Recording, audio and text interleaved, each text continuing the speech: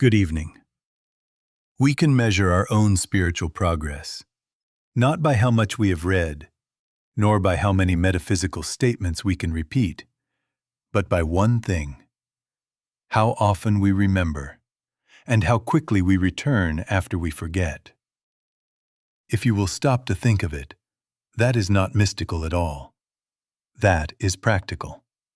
That is measurable. There are days when the world, its news, its pressures, its aches, try to hypnotize us into absence. And there are hours when in the midst of that, we quietly turn. The moment of turning is the moment that counts. The speed of the return is the measure of progress. Now, the promise of this work is not sensational. It is not strain. It is not worked up by emotion. The fastest way is the simplest. Be still. Turn within, and listen for the indwelling I until presence is felt. Then practice that remembrance, hourly if need be, so that forgetting never owns more than a few minutes of your day. Never forget that. The quickest help you will ever know is the quickest return to inner contact. We are not here tonight to accumulate ideas. We are not adding ornaments to the intellect. We are here to touch and experience, if only for a few moments, and to let even 1 minute of realized presence register as evidence. You may go out of here, and tomorrow an old fear will try to come back. But it will not meet the same you if tonight, even briefly, you have known the quiet that does not come from argument. Now, let me illustrate that. We can sit in a room and talk about God by the hour. We can quote scripture. We can debate doctrine. But when you stop to think of it, that has never stilled a pounding heart at 2 a.m. Yet there are times, some of you know this, when in the midst of fear, a silence opens. No words, no pleading, just a gentle turning within, as if leaning back into an invisible arm. In that moment, the mind loosens its grip, the breath softens, and a quiet authority takes precedence. The pain does not command. The confusion does not lead. You may not have names for it, but you know that a presence has announced itself. Where the Spirit of the Lord is, there is liberty. Where it isn't consciously contacted, there is the old mortality. Again, this evening is participatory. I will in a short while ask you to be still and listen for the I within you. Not in me, not in a book, but in you. And I will coach you in the part that begins after the meeting, the difficult thing that begins an hour later, so that what we touch tonight is not lost in tomorrow's noise. For now, make this your simple intention. I will measure by remembrance, and when I forget, I will return. Quickly, gently, now. Now, let us look squarely at the human picture. Don't sentimentalize it. Don't dramatize it. Just look. The common lot of men and women, as you read your papers, as you watch the motions of your own day, is sin and disease and death. It is lack and fear and accident and chance. And when you stop to think of it, you are driven to one of two conclusions. Either this is the will of a good God, in which case you are forced into that horrible corner of blaming God for our ills, or else these conditions indicate an absence, little or no God presence or God power consciously active in human affairs. After enough years of watching this work, seeing the difference in the very same lives when contact is made, you know definitely it is the latter. Where the Spirit of the Lord is, there is liberty. Where the Spirit of the Lord isn't consciously contacted, there is mortality. Do you see the moral logic of it? If God were fully present, consciously present, in the scene of a child's pain, or on a battlefield, or in a hospital ward, then you would have to say, God did this, and your heart would turn hard, and your faith would die. Don't allow that. Never forget that the nature of God is life eternal, wholeness, love, harmony. Therefore, these appearances cannot be the will of God. They are the marks of absence, not God absent in truth, but absence in our awareness, in our recognition, in our conscious contact. And please understand what I mean by absence. I am not speaking of atheism. Many devout people suffer. Absence is not disbelief. Absence is unconsciousness. It is going about our business from the level of mind and body as if mind were a power, as if body were a power, as if by thinking harder or fearing stronger or medicating longer, we could compel harmony. The mind is a splendid instrument. The body is a faithful servant, but neither is a governing principle. The natural man receiveth not the things of the Spirit of God, Paul says, and he is simply reporting that mind, by itself, cannot lay hold of infinity. Without conscious presence, the mind guesses, the body reacts, and life looks like chance. Now again, notice the refrain that organizes the whole of this message. Where the Spirit of the Lord is, there is liberty. Where it isn't, there is mortality. Liberty shows itself as peace, as order, as guidance, as the quieting and healing of mind and body and affairs. Mortality shows itself as fear, as strain, as sin, as disease, as lack. And, this is the turning, if the trouble is absence, the remedy is not combat. You will never win by fighting shadows on the wall. You will not outshout fear. You will not out-argue pain. The remedy is contact. As soon as a contact with God is established, harmony is restored, sometimes swiftly, sometimes slowly, but restored because a presence greater than the mind has taken precedence. So when the pains of living present themselves, don't rush to battle the effect. Be still. Turn within. Acknowledge, even if only in a whisper, I am here. Life itself is present. Let contact be made first, and then let whatever outward steps are needed be governed from that inner authority. That is the diagnosis, and it contains the seed of the cure. Contact, not combat. Now, if the trouble is absence and the remedy is contact, the immediate question is, how does knowing come? Not theorizing, not believing about, knowing. When you stop to think of it, none of us began with knowledge. We began with an inner conviction, a faith. Something within us insisted, there is a presence, there is an I behind these appearances. Where the Spirit of the Lord is, there is liberty.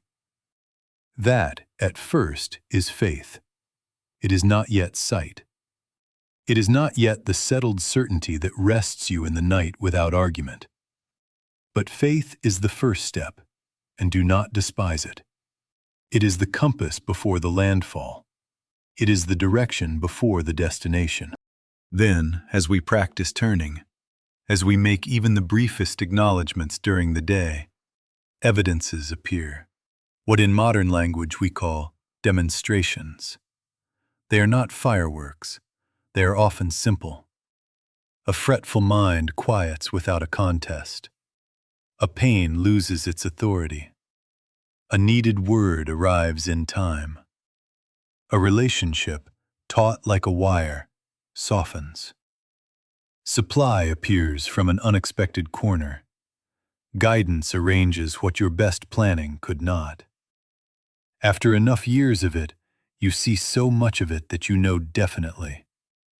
As soon as a contact with God is established, harmony is restored, as naturally as darkness yields the moment a light is turned on. I have watched it in homes, in hospitals, in business offices, in the middle of the night when there was no human help to be had. And after enough years of watching this, you do not argue with it. You witness it. Now let me illustrate that. Think of the explorers, Peary, Bird, setting out toward a pole the world could not see. Long before they stood there, they knew. They had maps, they had calculations, they had a conviction that drew them. But it really wasn't knowledge. That was faith. Only when the sleds stopped and the instruments agreed and the heavens themselves consented did knowledge replace faith. So it is with the inner life. You may be very sure tonight, and rightly so, that there is an I in you, life itself, God. That assurance will lead you to set out, to practice, to turn within. Then the evidences begin to pile up, and your faith ripens. And one bright day, or one bright night, the very presence announces itself. Without your reaching, without your pleading, something within says itself to you, I. It cannot be seen, heard, tasted, touched, or smelled, yet it is more certain than anything the senses have ever brought you. A quiet authority. A peace that does not depend on a reason. A nearness nearer than breath. Again, the fastest way is not to skip stages. The fastest way is to enter the stage of contact today so that evidences begin to accumulate in the midst of your ordinary living. Do not wait for a mountain or a monastery. In the kitchen, in the office, in traffic, be still inwardly and acknowledge I. We will in a few moments be still together. Set your expectation rightly. We are not going to produce a mood. We are not trying to whip up emotion. We are going to be quiet enough that the presence may announce itself, sometimes gently, like a soft dawn, sometimes suddenly, like a curtain pulled back. Leave the manner to God. Your part is the turning, the listening, the simple fidelity of remembrance. Faith, then evidences, then the announcement of presence. That is how knowing comes. And it begins the moment you consent to contact, now. Now, if you have followed this far, you can see the next necessity. Mind cannot do this. The mind, being finite, cannot embrace infinity. It can collect statements about God. It can reason about God. It can argue for or against ideas of God. But it cannot know God as presence. When you stop to think of it, that should not offend you. The eye is a wonderful instrument, but it cannot hear music. The ear is a marvelous faculty, but it cannot taste bread.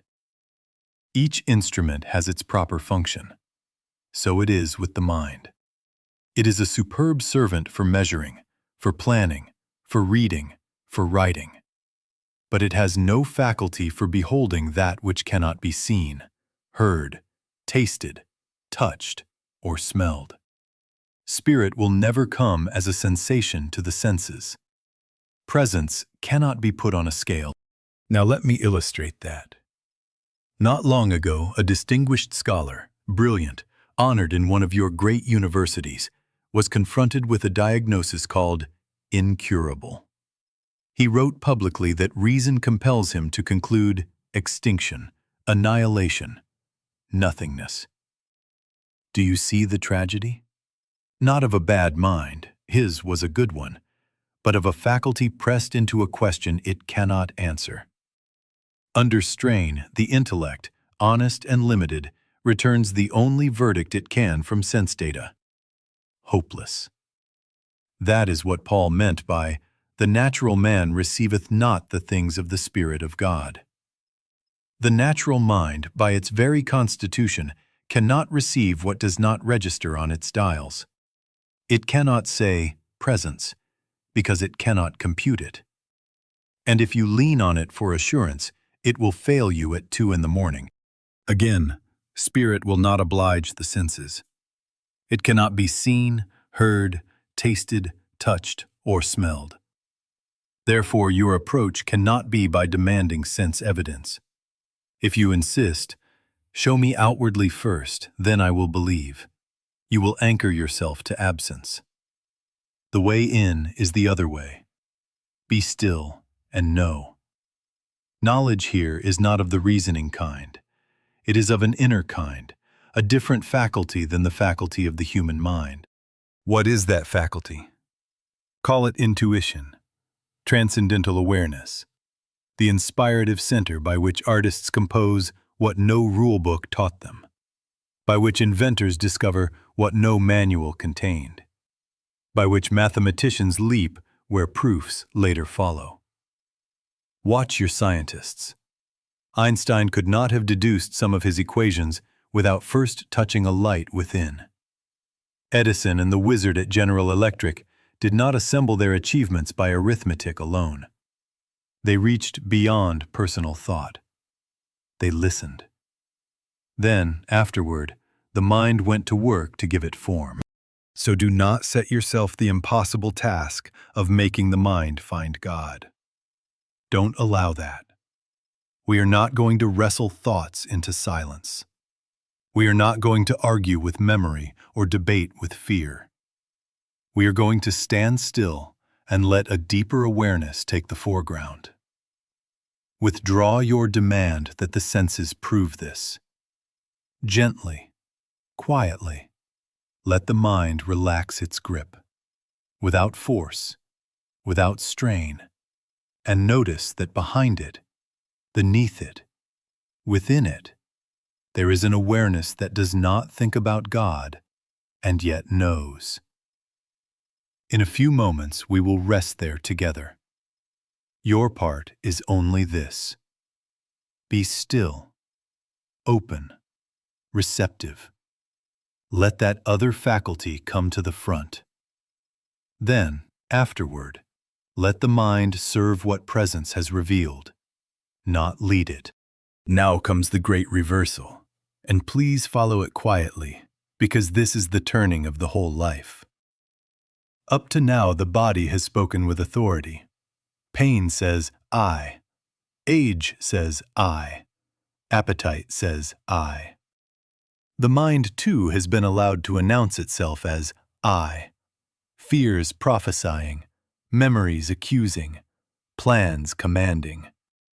But when you stop to think of it, that is a grammatical mistake that became a spiritual bondage. You do not say, "I body," you say, "my body." You do not say, "I mind," you say, "my mind." Ownership is confession of identity. I have a body. I have a mind. This mind is mine. This body is mine. And therefore, the I that says my is prior. It is the governor, not the governed. Never forget that. Now, what is that I? Not a private person, not a little ego trying to run the universe. Something the Master named when he said, "I and my Father are one." Do not put that out there with a teacher 2,000 years ago. Hear it where it was given, to the I of being. The word I is closer to you than breathing. When the spirit is consciously present, when contact is made, that statement becomes a fact felt within. I, life itself, am one with the source of life. Life itself is God. That I is life. That is why the dominion spoken of in the beginning, "You were given dominion," is not tyranny of a person. It is the natural rule of life over its instruments. And here is the reversal hinge. Formerly, you have believed that the body governs life, that flesh determines capacity, chemistry determines mood, age determines horizon. Now the transition is made. Life governs the body. Being governs thinking. I, life, employs this mind and this body as instruments for expression. You govern that mind. Do not allow the mind to set up as a false lord with fear prophecies and disaster rehearsals. Do not consent to the body's testimony as final authority. This ache is power. This label is destiny. This fatigue is decree. Don't allow that. Acknowledge instead, my mind is an instrument. My body is an instrument. The I of my being is the governor, because I and the Father are one. Where the Spirit of the Lord is, there is liberty. In thought, in sensation, in function. Now let me illustrate that in a simple way. Imagine you are seated above your own thinking and feeling, as if upon a quiet hill, and you look down. There are thoughts moving, there are sensations arising, but you, the watcher, are not those movements. From that quiet you can say, without strain, my thoughts, my sensations. And the very saying reveals a space, a freedom, a dominion. That is not make-believe. That is the truth peeking through. Being before thinking, life before body. And how do we stabilize that? Not by more analysis. The fastest way is the simplest. Be still and touch the word I, gently, inwardly, until it is no longer a syllable, but presence. Softly, without effort, let I announce itself, and then let the mind and body take their places as happy servants of that felt life. In a few moments we will do this together, but even now, consent to the reversal. Withdraw the scepter from mind and body. Let I, life, govern. And you will find that the peace which cannot be argued into being quietly takes precedence and begins to perform in you and for you what you yourself could never do. Now, for a few moments, let us meditate. If it is safe for you to do so, gently close your eyes. If not, simply soften your gaze. Let the body rest, without collapse, without passivity. Just easy in the shoulders, ease in the jaw, ease in the breath. We are not going to make anything happen. We are going to let something be. The fastest way is the simplest. Be still and listen. Quietly, as if speaking from above your own head. Yes, as if you are seated a little higher than the stream of thinking. Begin to say within yourself, softly and gently, the word I. Not as a personal claim, not as if you were trying to muscle a result, only as listening, as if you were letting an I come up from within. I. Let it be a whisper without sound, a light touch, a feather on the water. Remain on that quiet hill above the mind. Watch thoughts drift by as if clouds, and do not follow them. Don't allow yourself to be pulled into their stories. If they come, let them pass. Return to the simple listening. I. No pushing, no arguing. Between one thought and the next, notice there is a still point, a clear space. Rest there a moment. Then again, I. The mind need not be blank. We are not fighting it. We are letting being take precedence over thinking. Now, do not chase effects. Presence is not a sensation to be seen, heard, tasted, touched, or smelled. Leave the manner to God. Simply notice what registers. Perhaps a warmth, low and quiet. Perhaps a soft clarity without a sentence. Perhaps only peace that asks for nothing. When a stir arises, return to I, as a listening.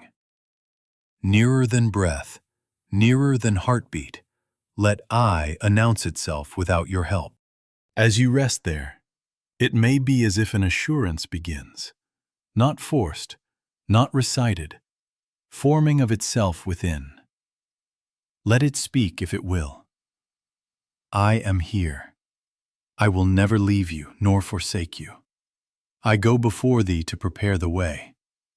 Be not afraid. Neither do I condemn thee. My peace I give unto you, not as the world giveth. I am your life, the life of your mind, the life of your body. I am your wisdom in this hour. I am your sufficiency in all things. I am the stillness in which fear cannot live.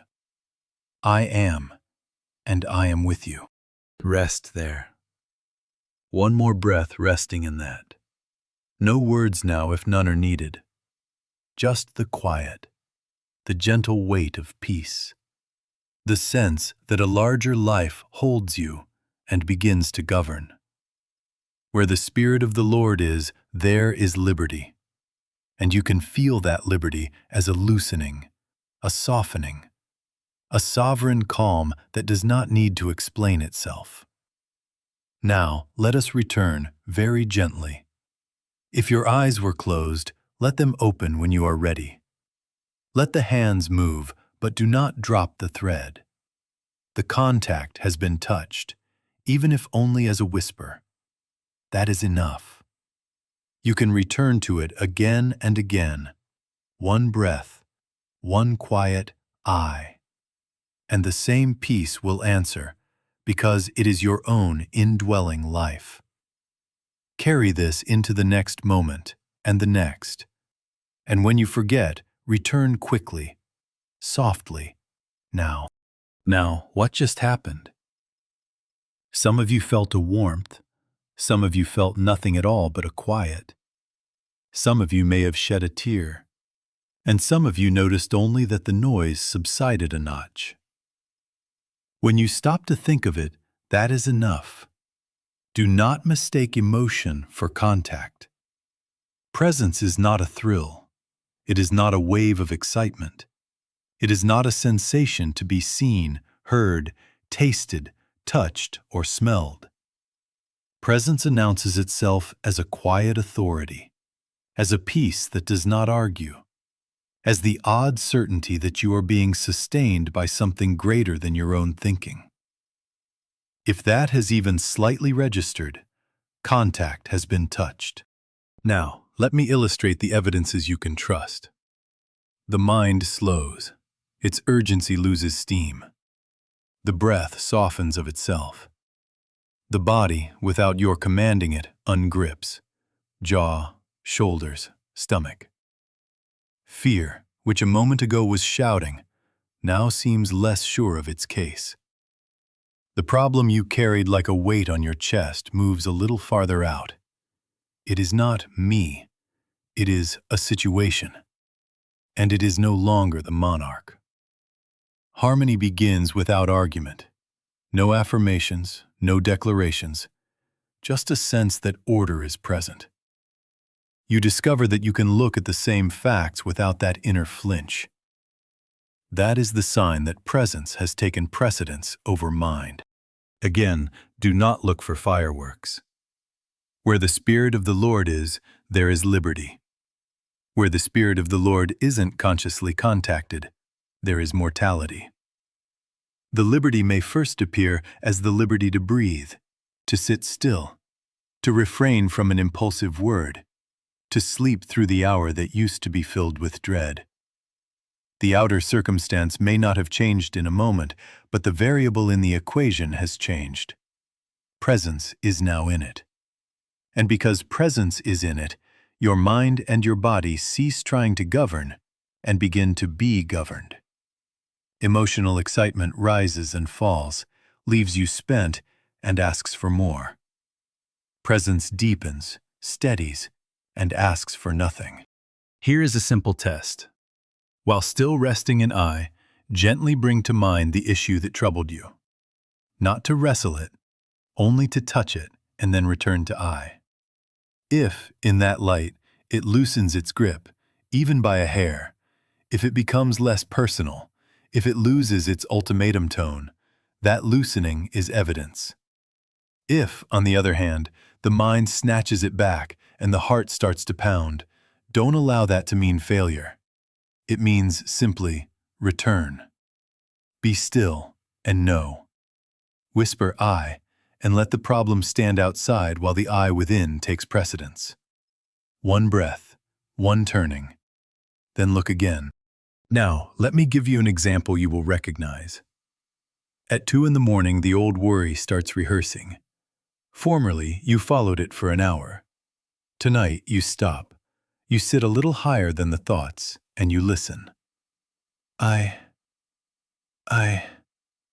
2 minutes, perhaps 3.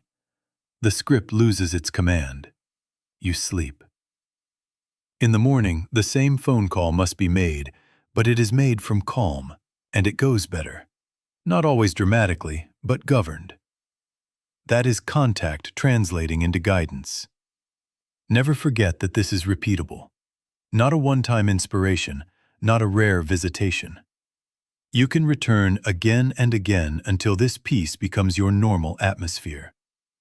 Each time you do, the evidences will quietly pile up, and your conviction will no longer be borrowed. It will be born of seeing. Where the Spirit is felt, liberty follows. Return quickly, return gently, and let I lead the way.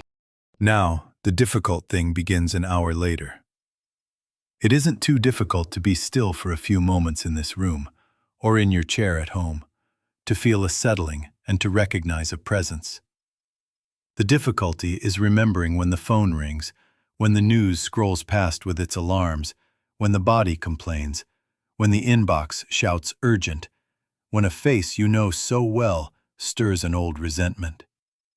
That is the battlefield, not out there, but in the moment-by-moment pull back into absence, into mind forecast and body testimony, as if they were lords. When you stop to think of it, the world conducts a continuous hypnotism, a drumbeat of appearances insisting that conditions are powers. Disease is paraded as authority. Lack is advertised as destiny. Resentment claims a right to rule your tongue. Time pressure presents itself as a whip. Don't allow that. That is hypnotism, not law. That is suggestion, not spirit. Where the Spirit of the Lord is, there is liberty. Where the Spirit is not consciously contacted, mortality resumes its claims with 1,000 voices. They say, hurry, answer now, decide without God, speak from fear, buy from panic, drive from temper. Never forget that none of those voices has jurisdiction unless you hand it the scepter. Here is the coaching you can live by. Never forget that your mind is not your master. You govern that mind. Do not allow it to forecast doom, to rehearse injury, to edit the future in the grim colors of yesterday. Do not consent to the collective fear of your age, the market's anxiety, the hospital's statistics, the neighborhood's gossip. Refuse the deputation they bring you to sign. Instead, step back, one breath, and acknowledge, I am here. Life governs this mind and this body. Presence precedes performance. Make a practice of the quick return. 5 seconds, 10 seconds. Before you pick up the receiver, I. Before you answer the text, I. Before you send the email, I. Before you step into the meeting, I. Before you merge into traffic, I. Before you eat, I. Before you speak to the child, the spouse, the stranger, I. Let that single syllable, quietly heard within, reset the government. You are not delaying. You are placing the hour under orders. And then act from that stillness. You will find that the same words spoken from I carry a different weight. The same steps taken from I arrange themselves with order. If you fail, and you will, do not condemn yourself. Don't allow the accuser to take even 5 seconds of scolding. Return. That is all. The speed of the return is the measure of progress. If you forget 20 times today and return 21, today has been victory. If the fear catches you halfway through the conversation, step back inside, even while the other is speaking. One inward nod to I, one breath, now, and the thread is restored. This is how we protect contact. Not by building walls against the world, but by giving precedence to presence each time the world tries to hypnotize. It is not defense so much as deference. Deference to I that goes before you to prepare the way. Do this, gently and often, and you will watch liberty appear in the very places where pressure used to rule. The practice is not only meditation. It is the quick return to I whenever life tries to pull you back into absence. Now we make it practical, because without a rule of life, the best intentions get lost in the day's weather. Don't think of this as a burden. Think of it as the scaffolding by which the temple is built. Liberty is not a random wind. Liberty is stabilized by rhythm. So we set a simple, merciful schedule, not as law, but as a loving yoke that keeps you turned toward presence when the world tugs at your sleeve. Begin with the first 10 or 15 minutes of the day, before the world's requests crowd the threshold. Sit up. Be still. No requests. No shopping list. No trying to make God do something. Only acquaintance. Let the ancient word be your guide. Acquaint now thyself with him, and be at peace. Hear what that means. Him is not a far person. Him is the presence of I within, nearer than breathing. So, quietly, let the mind rest and listen. I. Without strain, without phrases, acknowledge. I am here. Not to get, but to know. Acknowledge that life itself, God, is the life of your being, the life of this mind, the life of this body. Sit there, 10 minutes if you can, 15 if grace extends it, simply acquainting, simply recognizing, until a soft peace takes precedence. Where the Spirit of the Lord is, there is liberty. And you are letting liberty set the tone of your day. Again, take it into the day as a measurable habit. Acknowledge him in all thy ways is not poetry. It is a practice. Make it, at first, an hourly acknowledgement. Set a simple cue that you will obey.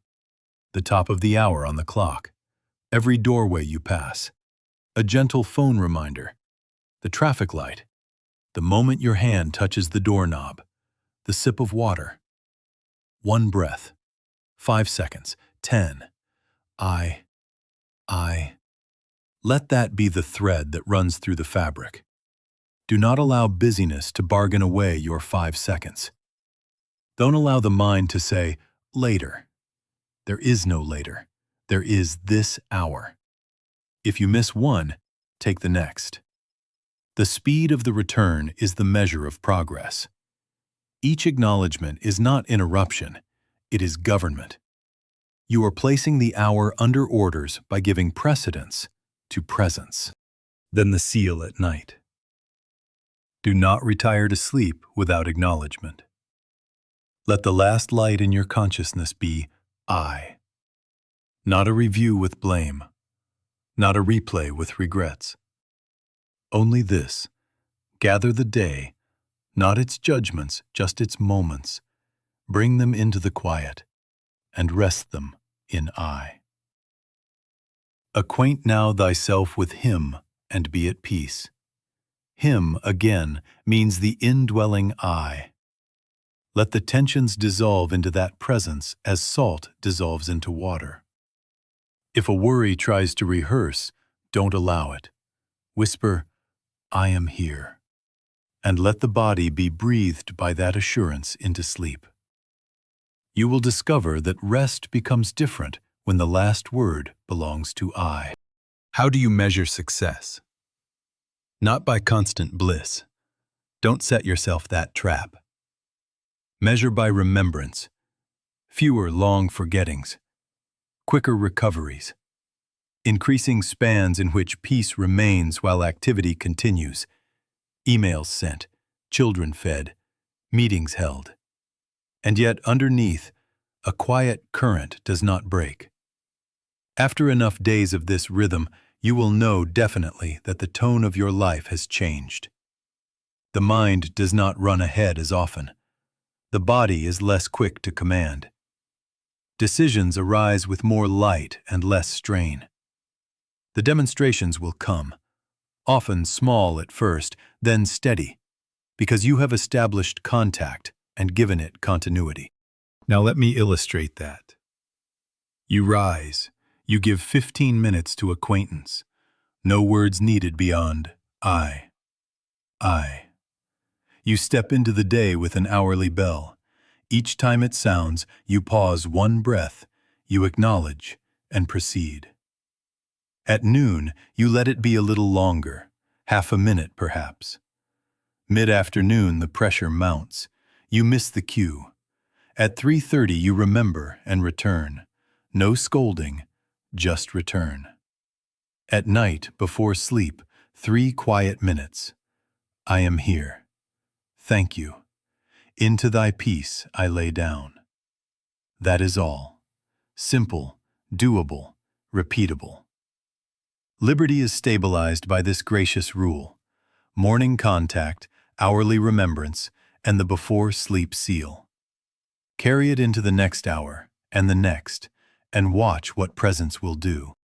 Now, from this rule of remembrance, there follows a very practical thing, and I want you to see it plainly, so that you will not either exaggerate or undervalue it.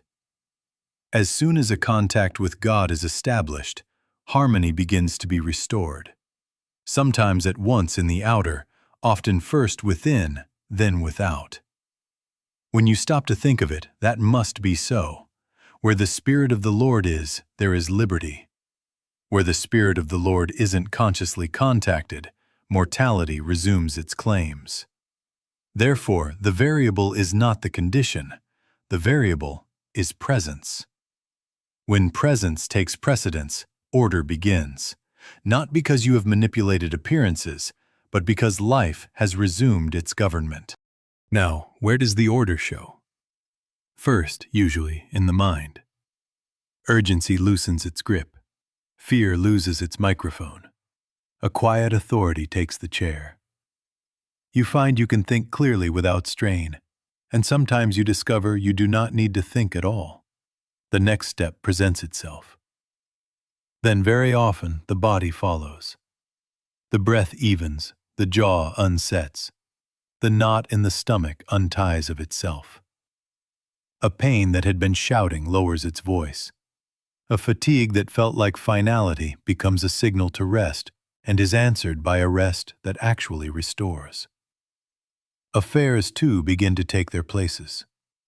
Right activity replaces frantic activity. The phone rings from the right quarter. A meeting moves to the day it should have been on all along. A bill is met by the opening you could not have engineered. Relationships that were brittle soften. A word that would have broken it now mends it. The old grievance loses its case. Supply appears, not as prize for prayer, but as the natural flow of life into its own channels. Remember, the government is not yours. The government is upon His shoulder. Do not, therefore, use I as a tool to manipulate outcomes. Don't allow the mind to sit as foreman and bark orders to the infinite. Your work is recognition, not control. We do not outline to God. We do not bargain. We do not say, I will give you 3 acknowledgments if you give me that result. We say only, I am here, and we let presence govern. Then we watch quietly for what unfolds, and we obey the light we are given. That is all. To the degree that you refrain from interference, that same degree of grace will be visible as ease. Now let me illustrate that so it will not remain a phrase. You wake with a foreboding about a conversation. Formerly, you would rehearse a defense. Now you take 1 minute and listen. I. The dread thins. In the talk, a sentence comes you had not prepared, and the edge disappears. Or there is a pain that has kept you guarded. You sit, you acknowledge, you rest, and later, you notice you have been about the afternoon without remembering it. Or a decision has been circling you for weeks. In the quiet, you do not calculate.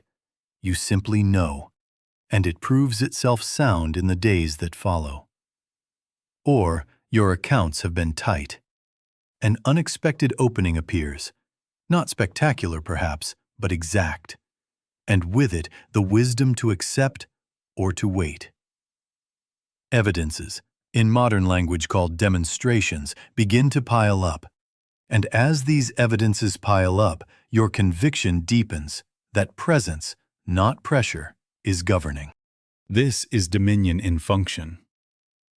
When life governs, the mind becomes servant, clear when needed, silent when not.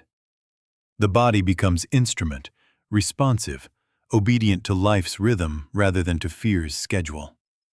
Affairs fall into order without strain because order belongs to presence, not to personality. Never forget that. You are not carrying the world. Life is carrying you. Keep the contact. Practice the quick return. Let I precede the hour, the meeting, the movement. And then watch.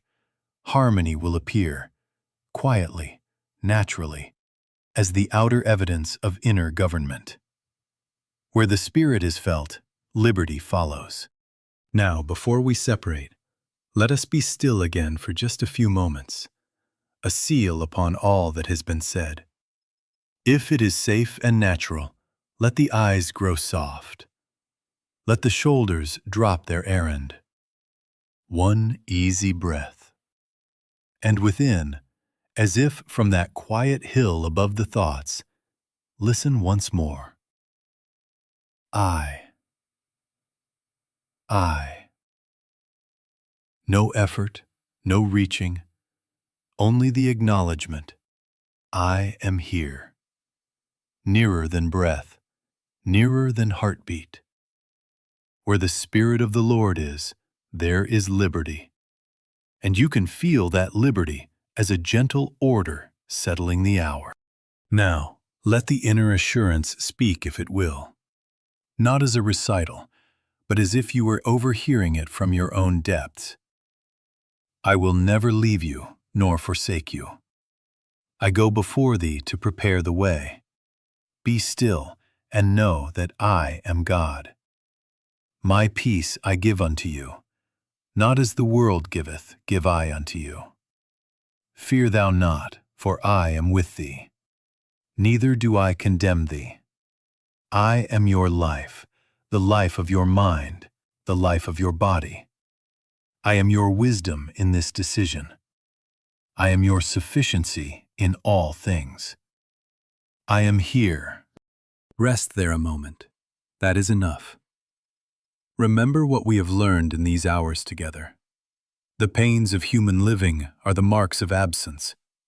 As soon as a contact with God is established, harmony begins.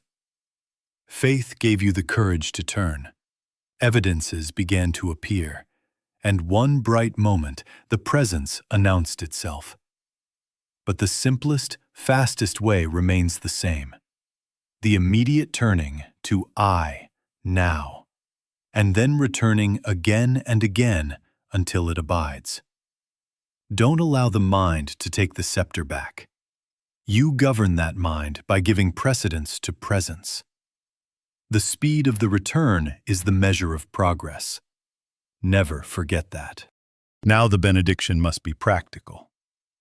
Within the next hour, this very next hour, stop once, even for 5 seconds, and consciously acknowledge, I. Make that your first measurement. If you forget, and you will, return when you remember. 1 breath. 1 I. Place the meeting, the errand, the rest under that quiet government. Acknowledge him in all thy ways, and the ways will acknowledge you with order because life has taken the chair. Carry this into the leaving of this room, into the street, into the evening. Hear again within, I go before thee. I am thy rearward. My peace is your atmosphere. I, in the midst of you, am mighty. Let that be your shield and your song, not as words only, but as the felt law of your being. Where the Spirit is felt, liberty follows. Thank you.